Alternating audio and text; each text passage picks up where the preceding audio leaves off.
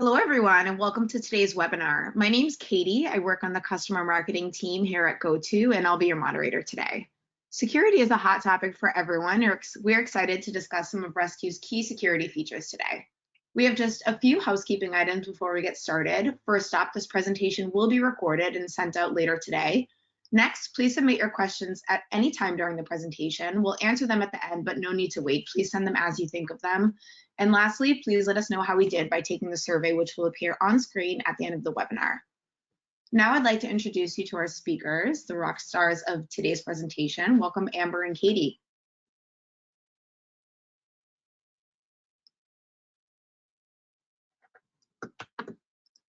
Hi, everyone. Yes, so my name is Katie Stewart. I am a Senior Product Marketing Manager for Rescue.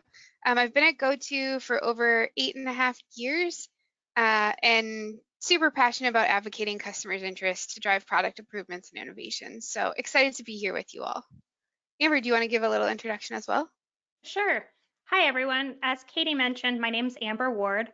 One thing about me, last summer, I moved from California to Wisconsin, so I'm proud to say I've survived one winter so far. I've been with the company just over 9 years now in a few different roles, including level 1 and level 2 support, inbound support training, and now a technical success manager, where I host consults with multiple companies to help them reach their business goals and find the most value in our products. Awesome. Thanks, Amber. Before we get started, I just want to clarify, we are here today to discuss Rescue. You are in the right place. So you may see the GoTo logo or colors like the yellow, and I really just want to make sure I took the time to highlight Rescue is GoTo's enterprise remote support tool. So some of you might know us as LogMeIn or LogMeIn Rescue. We are the same Rescue you know and love. Our company name has evolved from LogMeIn to GoTo, but our core values remain the same. And LogMeIn and now GoTo have been on the leading edge of remote support going back nearly 20 years. And an exciting milestone to highlight, as you see here, Rescue recently hit its 1 billion session, which is a really big moment for us. And we really want to thank you for helping us hit that number. Really showing you that Rescue is tested, trusted, relied on, and we couldn't have done it without you.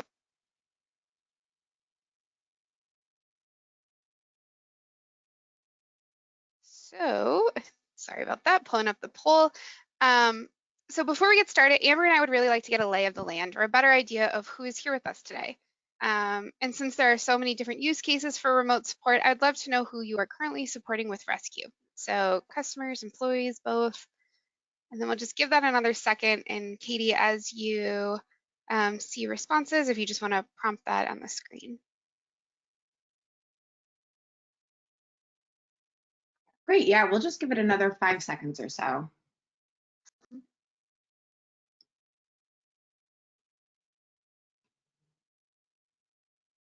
All right, I'll wrap it up.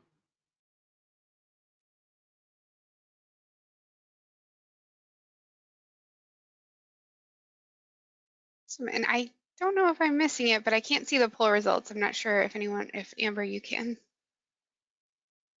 I can see the poll results. So it looks like we have a fair amount that support both customers and employees, customers or employees, and then we have about 23% that support both. Awesome, that's great to know.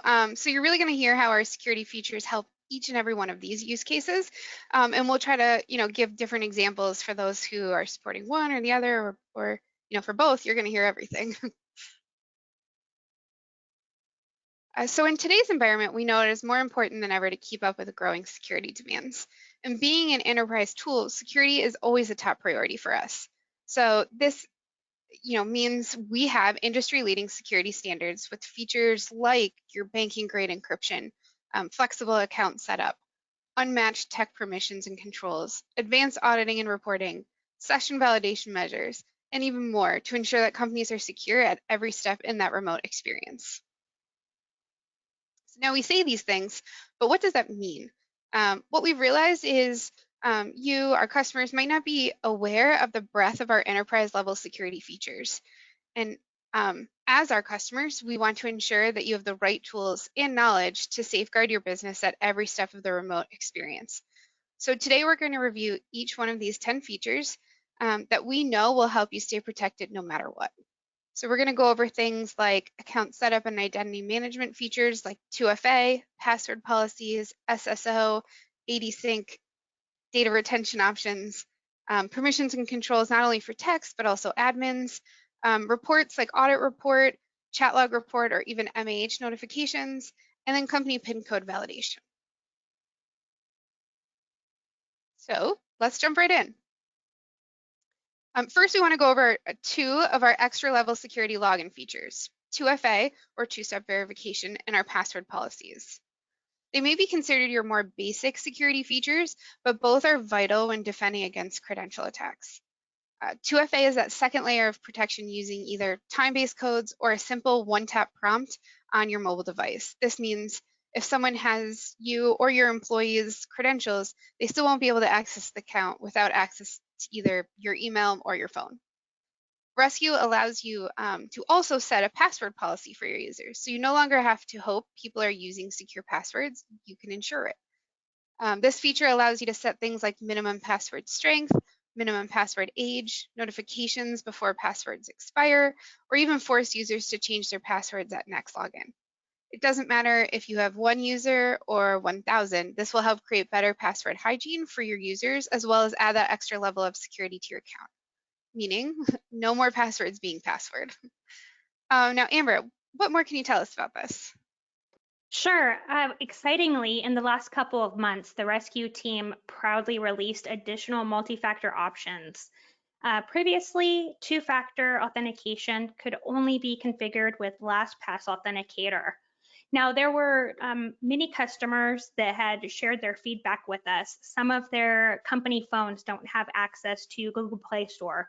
There's technicians in certain countries that don't have access to Google Play Store. So we really took that feedback and expanded on our options. So now for primary methods, you can have SMS, text, email, or any other authenticator that your company chooses. These configuration settings that you're looking at here in the slide can be found in the Admin Center and then Global Settings. That's awesome. And like Amber said, we heard you. We know that this was a pain point. We know this was a constant customer request. So we're really excited that we're able to put this out there. And we hope you are too. Okay, so we spoke about our extra security login settings. So let's talk about your extra level login security options. Now, if your company wants to take authentication a step further, which we highly recommend if you can, Rescue does offer SAML 2.0 single sign-on. Once single sign-on is configured, the Rescue application no longer performs the authentication. There is no need to set up two-factor or password policies via Rescue, as they will now be managed by your identity provider, whether that's Okta, Azure, Ping Identity, etc. Rescue supports both IDP from the identity provider initiated sign-on, as well as SDP initiated sign-on, which would be from the software side.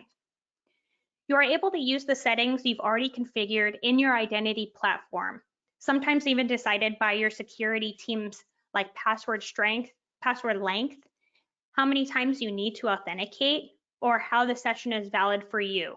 You can track logins and also ensure multi-factor authentication. This is great if you have a stricter security environment because, again, you decide. And today we're talking all about security, but this feature helps productivity as well. It really cuts down on multiple systems, saving you time and reducing friction. Thanks, yeah. So while we're talking about Rescue having the ability to use your extra security settings, I also want to discuss Azure Active Directory Sync.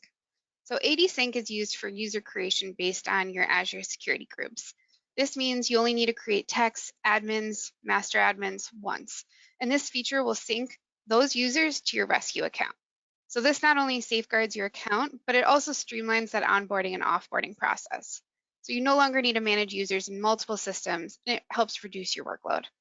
And it also allows you to distribute users across multiple groups as well as devices appropriate, as well as decide appropriate subgroups when importing or syncing users.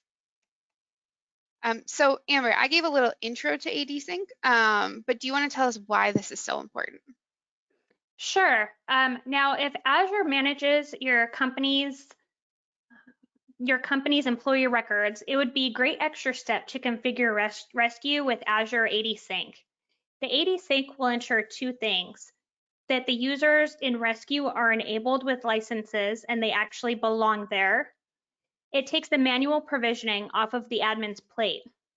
The configuration maps Azure security groups with Rescue technician and/or admin groups. Once configured, if a user exists in Azure and not Rescue, they will be added into Rescue and enabled with a license. If a user exists in Rescue with a license but is no longer within Azure, the technician will be disabled, not deleted, because that will affect their reporting. If a user is moved from one security group to another, they will move to that associated technician group as well.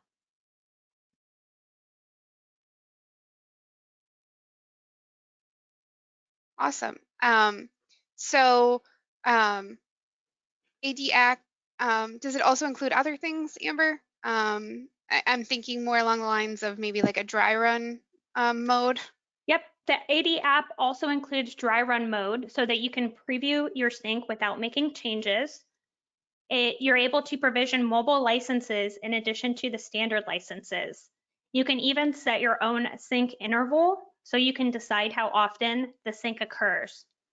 So like I mentioned, it means you are ensuring that every user belongs there. If you are offboarding agents in one location. If someone leaves the company, you avoid accidentally leaving that individual or group of employees on your Rescue account, who could still potentially access the Rescue account and all of the sensitive data. We all know that at times things get overlooked, or different teams handle different onboarding processes.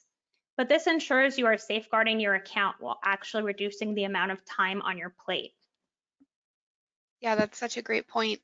Like you mentioned, there's so many different systems to juggle. So this is just one less while also then increasing security. Definitely. So when talking about account setup and identity management, we also want to discuss data retention options. So with data collection, there's an importance and responsibility for how information is collected, stored, and managed. And Rescue gives you the ability to control where and how that information is stored, if stored at all. While there is limited PII that comes into play with Rescue, for the information that does, you have total control over storage. An organization should have the ability to configure the appropriate controls to design the experience that aligns with your individual requirements. So we value the ability to enable our customers to choose what's collected, how it's collected, and where it's stored, even having Rescue having an EU storage option. And there are two Rescue data retention features that we want to review with you today. And that first is IP retention policy, which means you can decide if you want to store the IP address for each session. And then the second is chat data storage, which means you can decide if you want to save that chat data. So now that we know a little bit about it, Amber, why is Rescue's IP retention policy so important? Sure, there's multiple reasons.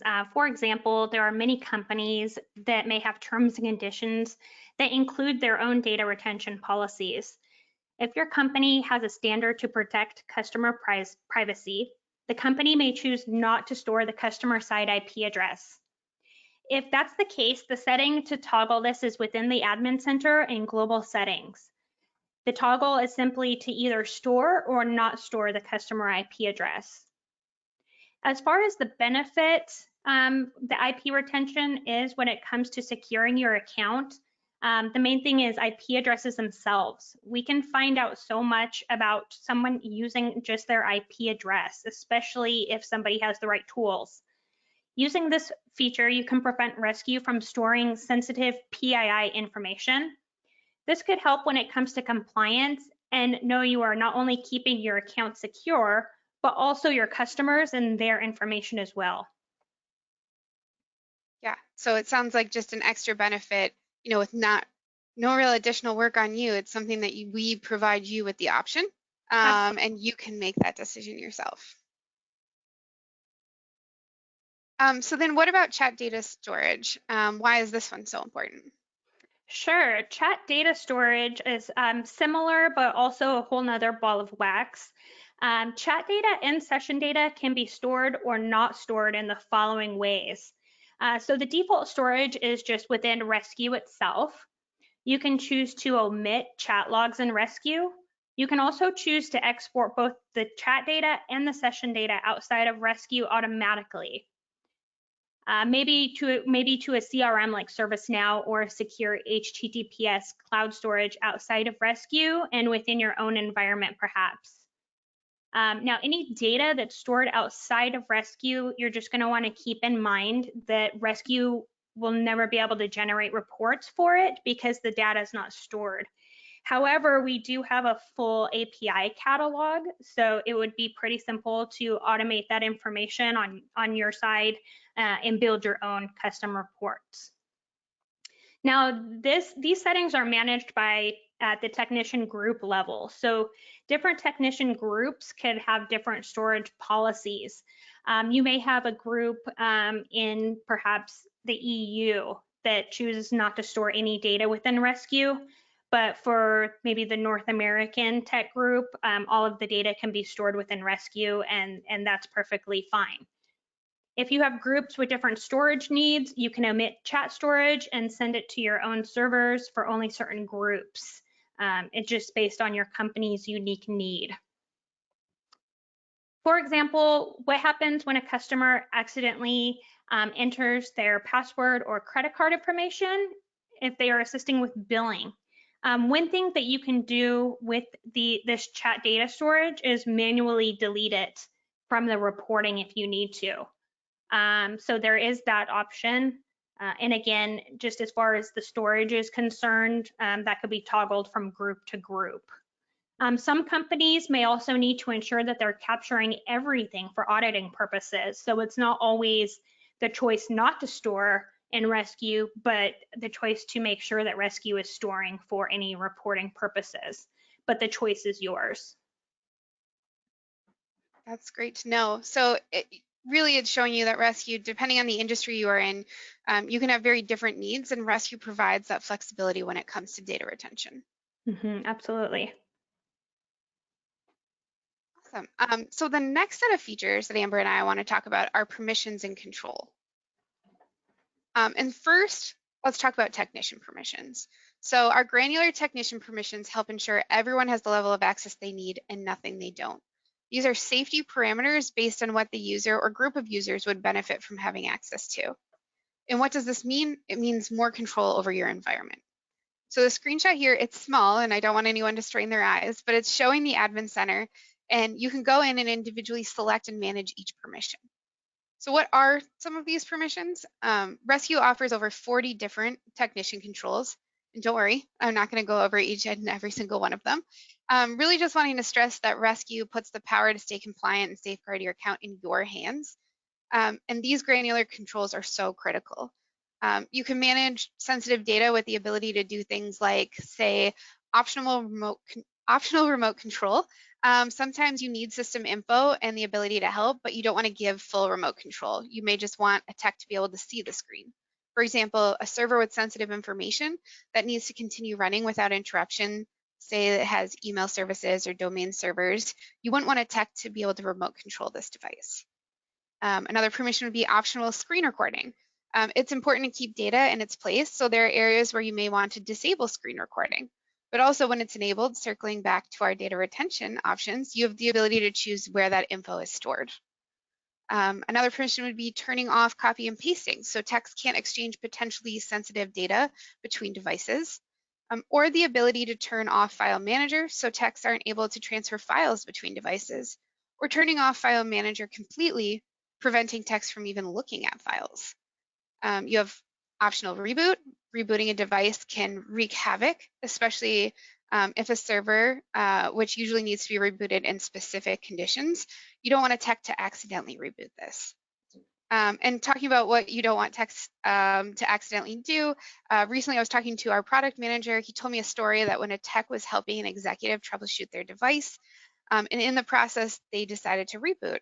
And unfortunately, there was documentation that was not saved, meaning that it was lost, and the tech was then reprimanded. So by turning off this feature, you can prevent something like this from happening.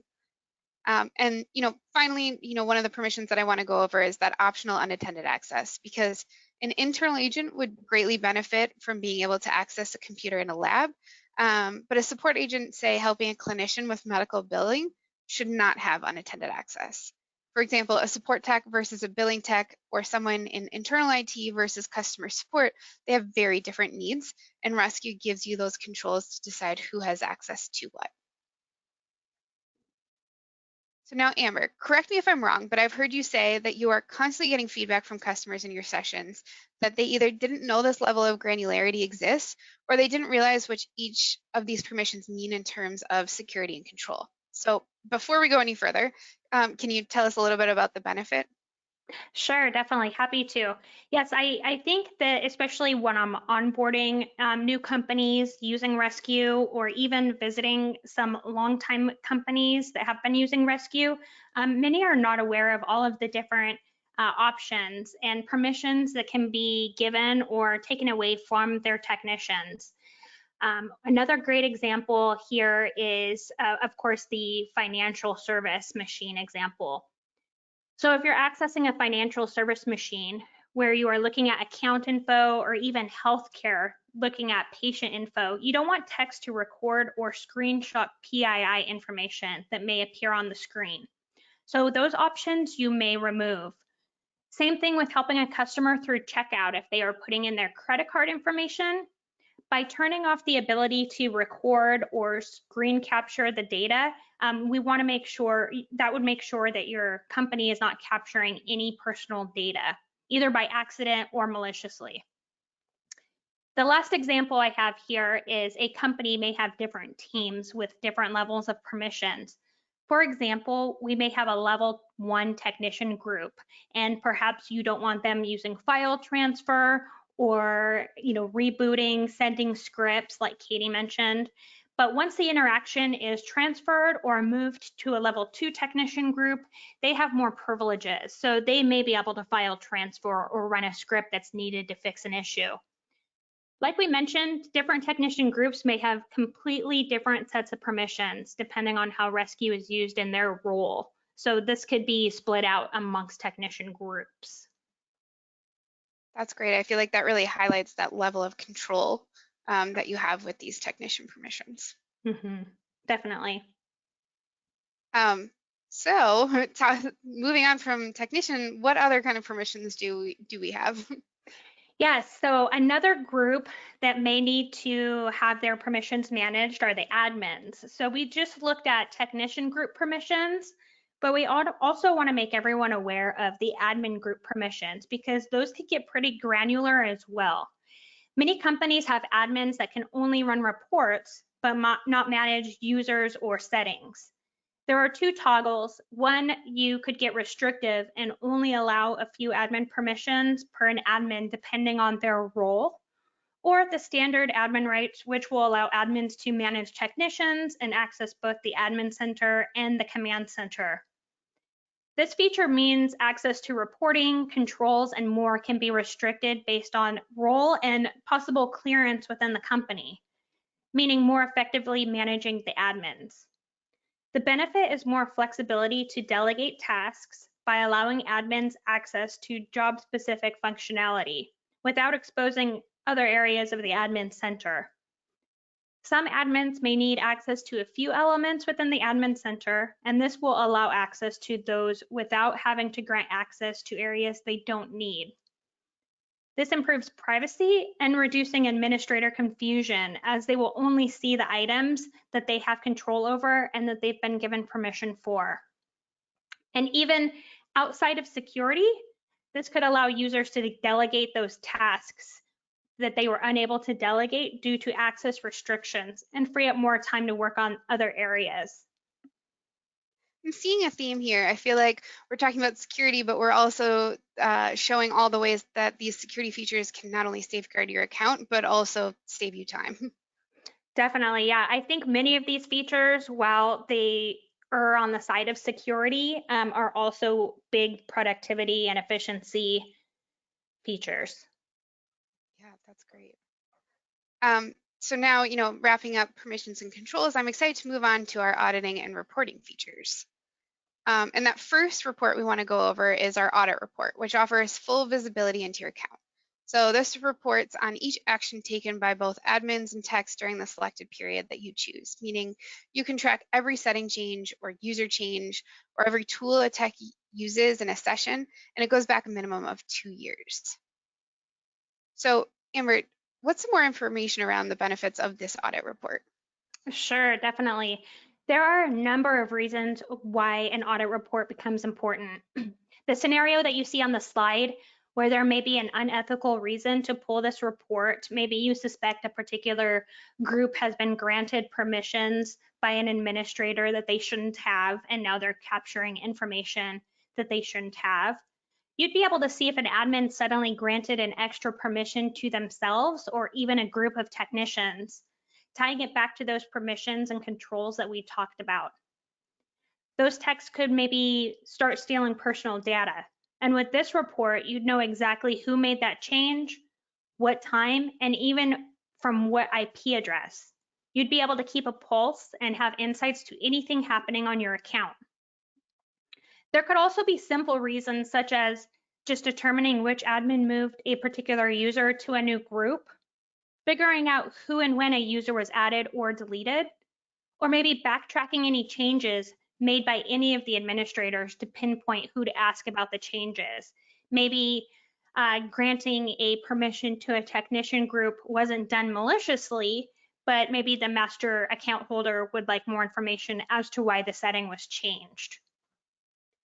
Yeah, and let's hope it's not maliciously. This is, one of those worst case scenarios, but again, we're talking about features that will safeguard your account, that it's going to help you to ensure that these situations don't happen. If they do, you have the tools you need to fix it and to address it immediately.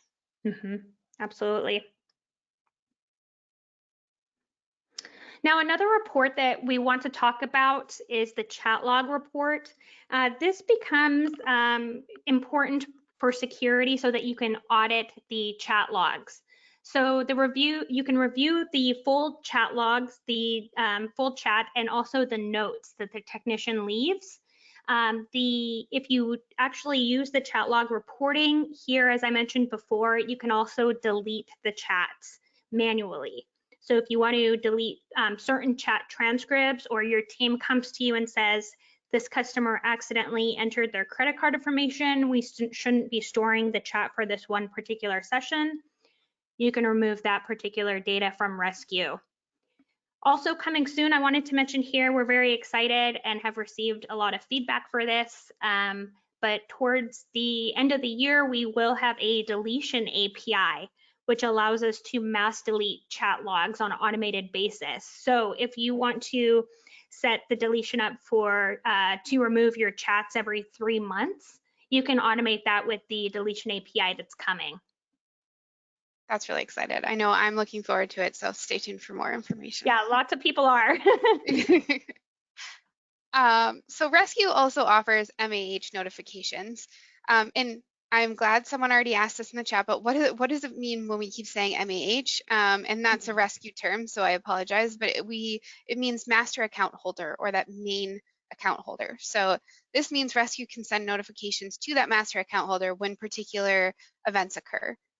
Ones that you see on the screen, like password change, admin information changed, or unsuccessful login attempt, which also includes the IP address. So if someone outside the country or within your network is trying to access your account, you'd be able to tell. And these 3 reports show you there is nothing with Rescue within your account that you can't report on.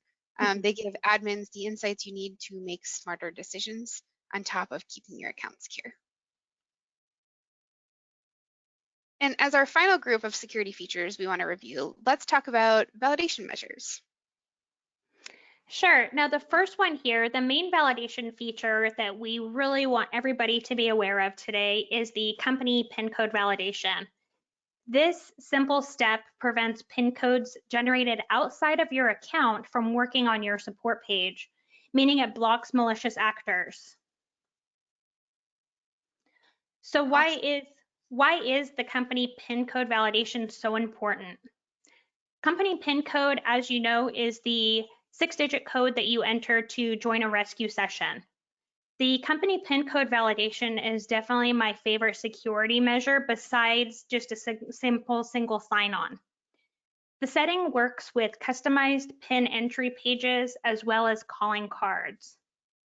Validating that the entered PIN is coming from a technician at your actual company is the best method to make sure that your employees are not falling prey to malicious actors and scammers. A demo is coming up here on the next slides, but you will see that whether you are using with a calling card or a customized PIN entry page, a bad actor would not be able to impersonate your company and get into session with one of your employees.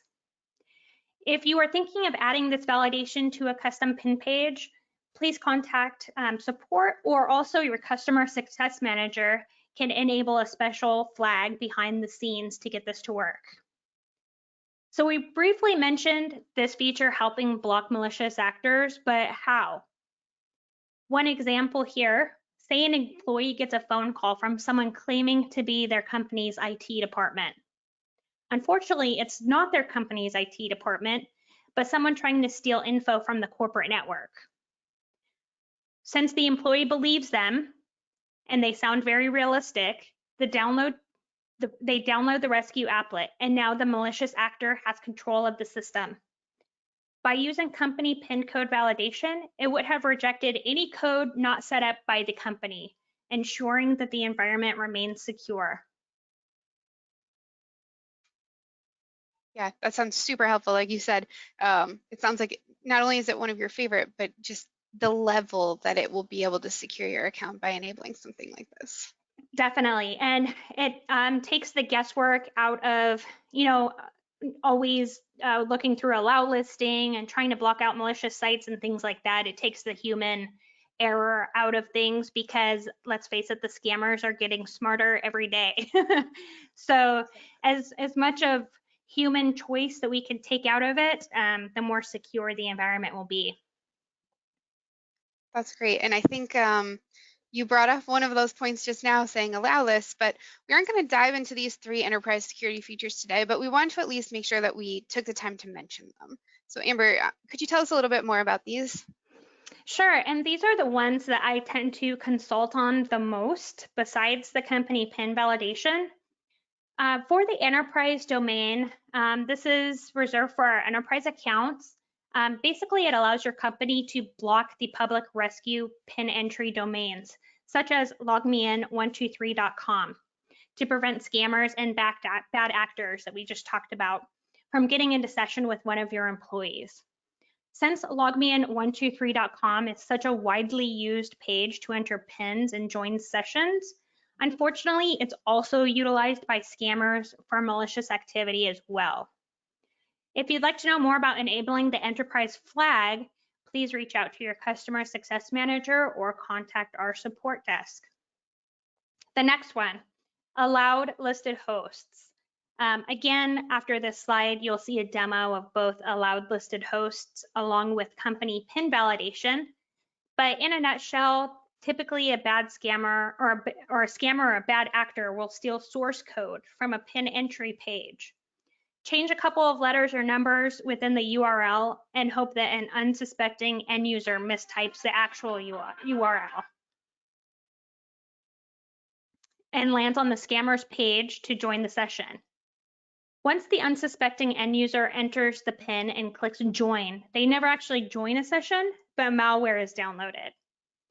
To prevent this, allowed listed hosts will always redirect from the scammer site to a custom PIN entry page for valid PIN entry, bypassing the scammer's page altogether. To enable this feature, again, you would want to reach out to your customer success manager or the support desk because there are some flags that are needing to be enabled on the back end. Lastly, we have a restricted access package. This one here is also managed on the back end with provided IP ranges. There are two methods of restrictions, one being that the technicians of a rescue account can only support customers within a certain IP range. The second, and you can combine the two methods, customers from certain IP addresses can only get support from technicians of a certain rescue account. So this, of course, works best for internal security. It wouldn't work for external security because we do have to allow the IP ranges. The feature really locks down rescue on both the technician and the customer or end user side. There are some checks that need to happen before implementing so that others are not affected outside of your company. Unfortunately, we can't implement the feature on public or cloud-based IPs such as Zscaler, Blue Coat, or Palo Alto networks. And the IP addresses would need to be dedicated and private to the company requesting to activate the feature.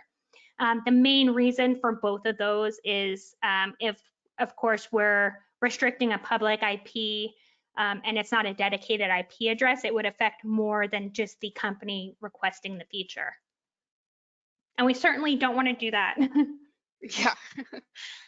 No, this was really helpful. Like we said, we're not going to go much into detail with these. This, I think, was a great overview. And like Amber mentioned, please reach out to customer support or your customer success manager if you are interested in these features, and we can give you more information. Now, Amber is going to, because we've talked a lot today, and we've gone over a lot of these features, but we really wanted to give you a demo of, like Amber said, her favorite feature, and the one that we think, would be most beneficial for you to see. So, Amber, I'm going to have you take it away. Sure. And I already realize I am more technical and I will not be winning an Academy Award for this. So sorry in advance for this demo, but I think it will show the key features. So the first thing that we show here on the left-hand side, you see my calling card. Now that's just a standalone application that you can fully brand. That heart, the title, the help button, that's all branded within my rescue account. On the right-hand side, you see my technician console. So I'm generating a PIN and I'm giving it to my customer. So what you'll see with a good PIN is it will be validated that it belongs to my account.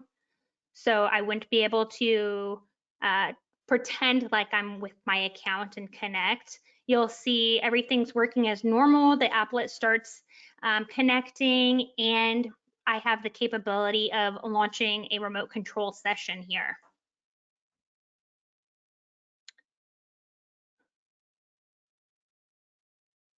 You'll get any disclaimers that you get when you're connecting normally. And then you can see I have remote view and control of the screen, just like any other session. Now the next session, I got the PIN code from a colleague that is not part of my account so that you can see what happens when somebody that's not part of your account enters the PIN code.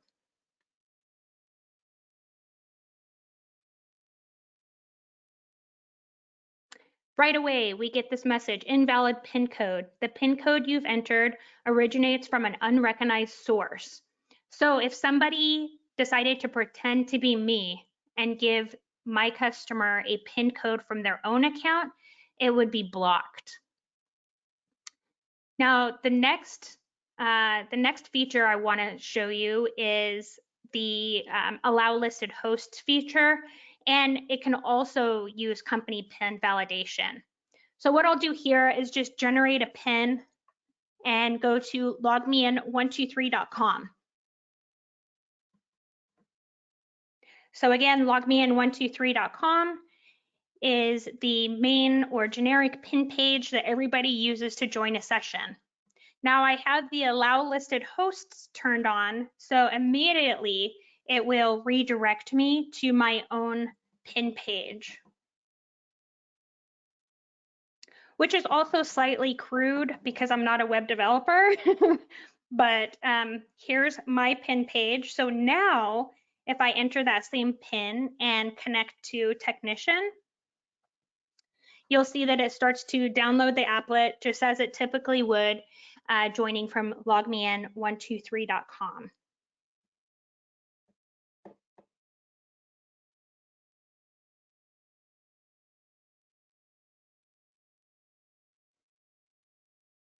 So here it's joining the session just as you normally would from LogMeIn123.com.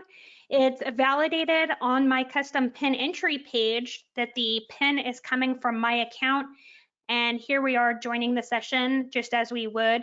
So this is, you can use a combination of the custom PIN entry page and the calling card within your environment, or just one or the other.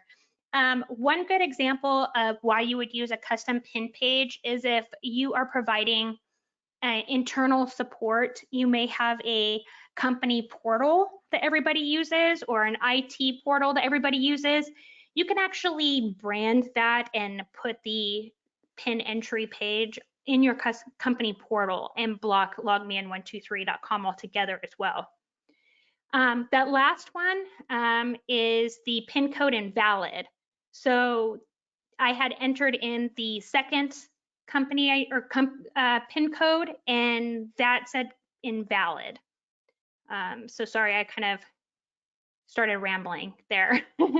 But you saw one successful and one wasn't successful is what I wanted to demonstrate there with both the calling card and the company PIN or custom PIN entry page. That's great. Thanks, Amber. I know I'm definitely someone who understands something better if I can see it happening. So I really appreciate you taking the time to demo that for us. Sure, thanks. So as we begin to wrap this up, I want to call out two things.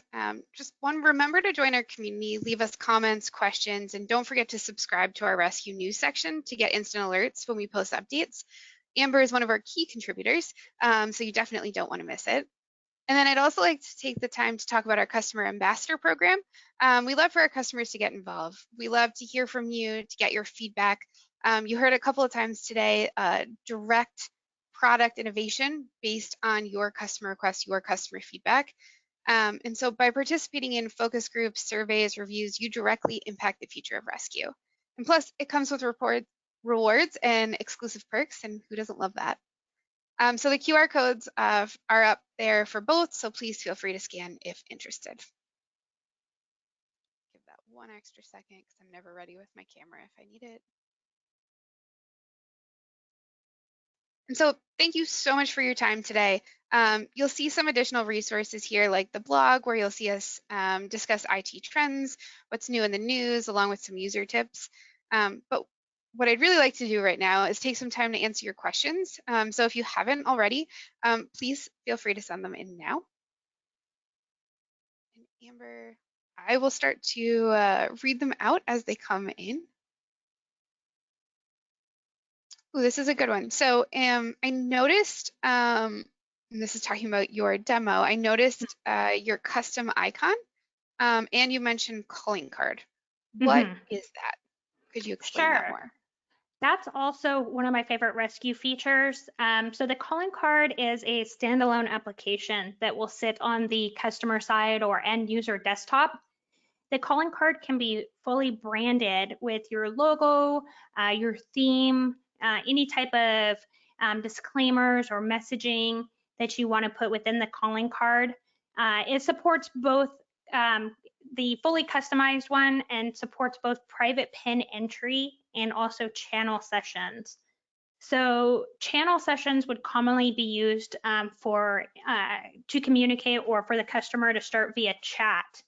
So if you ever want to set up, your IT department to, instead of the customer picking up the phone and calling the technician or submitting a ticket, maybe you just have a queue of technicians that receive incoming chat. So you can do that with the channeling, but it will also support just the PIN entry method, which we saw in the demo as well.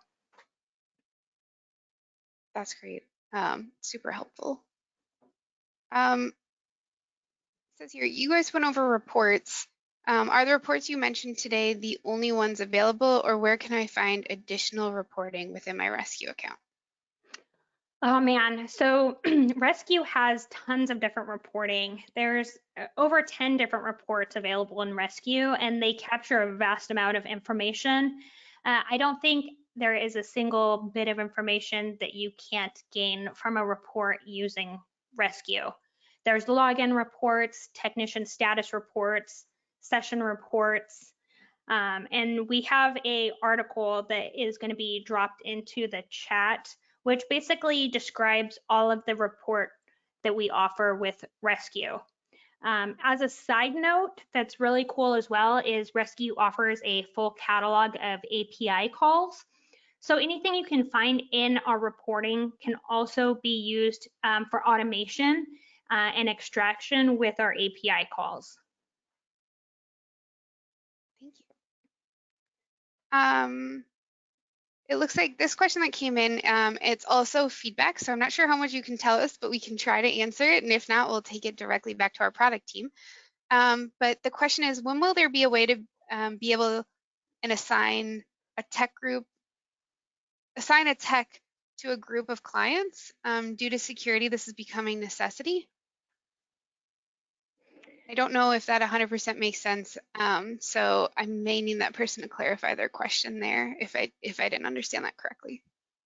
Yeah, it sounds just off the top of my head, it sounds like maybe they have certain techs that support certain departments or groups of customers. So that can actually be done with the channeling of the calling card. So you can actually set a calling card up for a group of customers and have that channeled to just a certain tech group. So that might be beneficial using the calling card as an option there. It looks like they wrote back in that that was what they were interested in. So Okay. I think that's great information. And I think it specifically, if you're looking for, how to do this, Amber said with the calling card, definitely contact us and we can, walk you through that.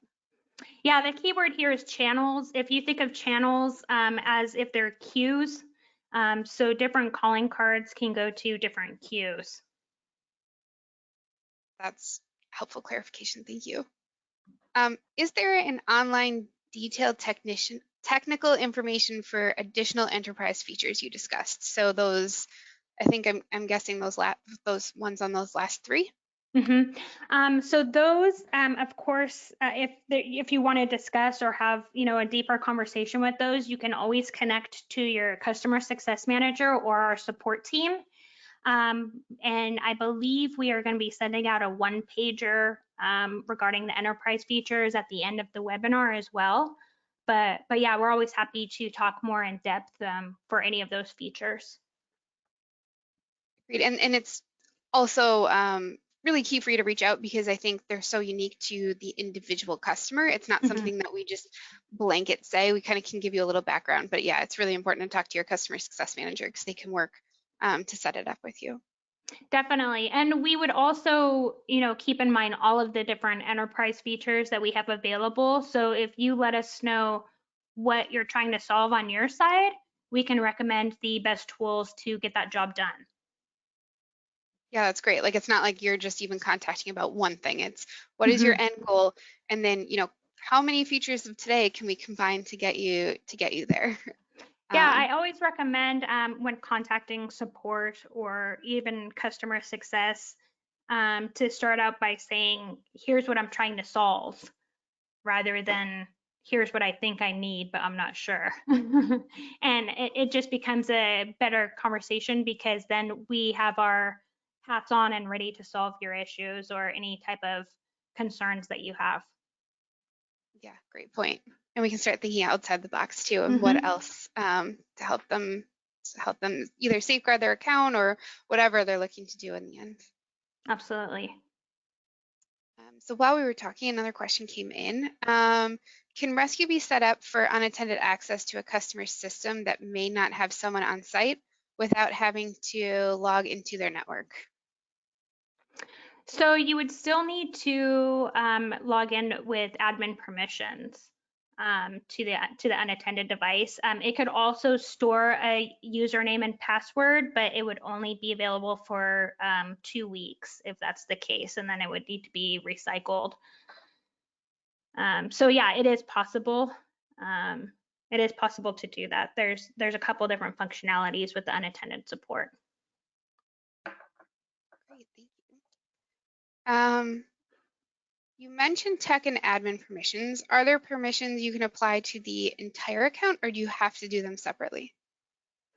Yeah, depending on what permission you're trying to enable, the permissions can be set up for each tech group. And there's also global settings that affect the entire account. Some examples of the global settings that affect the entire account are the primary two-factor selections. So if you wanted the primary to be SMS or email or even a different authenticator other than LastPass, that's all set up in the global settings. Also, single sign-on and the company IP address retention are set up via global settings. So global affects the entire account. We do have an admin guide as a resource, and that dives a bit deeper into the different permissions, whether for technicians, administrators, or globally for the entire account. Great, thank you. And I think that might be the last of the questions that came in. So I'll give you another second if anyone thinks of anything top of mind. And then if we have answered all your questions, really just wanting to thank you. Thank you for being here with us today, and hopefully you've learned something. And please never hesitate to reach out if you do have any questions. Thanks, guys. Take care. Thanks, everyone.